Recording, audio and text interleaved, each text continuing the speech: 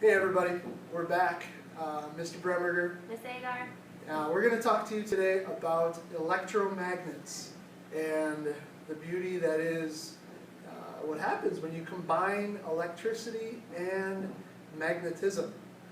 So to start off today, we kind of wanted to give you a little bit more of a guide to follow with respect to our videos, and maybe even use it for note-taking out of the book. So we put together a concept map that is actually going to bring in some of the major concepts that you'll find directly out of the textbook. So now would be an appropriate time to pause, write this stuff down, and kind of use it as a framework for not only our video but also your modeling of information from the textbook for this particular part of the unit. Alright, so to get started, we have electromagnets. This kind of gives you just the general overview, big picture, what is an electromagnet? So to start, it says a current in a wire creates a magnetic field around that wire. So we've been talking about electricity, those electrons running through a wire, that current. As that current runs through the wire, it's creating a magnetic field around the wire. By turning that current on and off, you can turn the magnetic field on and off, therefore giving us this power to control the magnetic field. So as you begin to think about electromagnets, this is going to look sort of similar to your light bulb activity as you were working to put the light bulb together. We have a battery again, some sort of wire coming through here, and I'm going to kind of talk you through what each of those parts are. So first word we have up here is solenoid. That is going to be this curly part right here. Mr. B is going to tell you a little bit more about that. We have a power source. So in this image, that is the battery. And we also have a switch. So here we have a wire, and it has the ability to be on or off of the battery. All right, so folks, with respect to the solenoid, simply put, it is a current carrying coil of wire. Now, when you have a current running through it, it will generate a magnetic field around it. So here we have not only just a wire, but a wire that's not curled or coiled in any way, shape, or form, and still it will carry a magnetic field.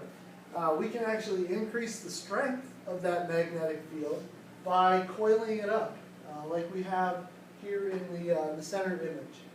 So again, you have your same principles as a magnet when the current is running through it. You have a north pole and a south pole, and they will behave just exactly like a magnet would. And again, let's say we want to take that solenoid to the next level. Right? When it's connected to a power source and you have current running through it, if you just take a ferromagnetic core or anything that's magnetic, run it through the center of your solenoid, and you're going to dramatically increase the strength of that particular electromagnet. And we'll show you that here in a few moments. Alright, here is a somewhat familiar example of increasing the strength of an electromagnet.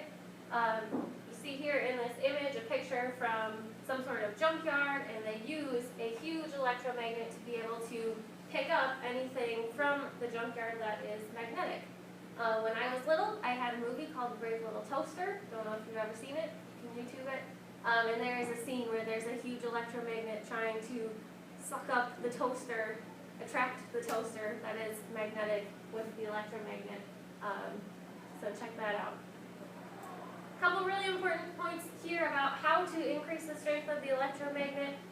You can, one, add more coils to your solenoid. You can increase the current running through your wire, tighten the coils of the solenoid, or use a stronger ferromagnetic material for the core inside of your solenoid. All right, we want to show you what a typical electromagnet might look like that we'll eventually be putting together. And some of you maybe will even use this initial design for your electromagnetic fishing pole. So first things first, obviously we need some wire and a power source. This wire we will eventually turn into a solenoid by obviously hooking it up to the power.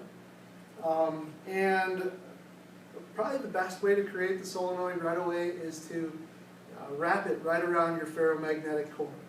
So we can just start to kind of wrap and push these coils together, because obviously, as Ms. Agar just pointed out, one of the best ways to increase the strength of that electromagnet is to tighten the coils. And not only tighten them, but add as many of them as possible around your ferromagnetic core. So we can just continue to tighten and tighten all the way down. Organization here is key.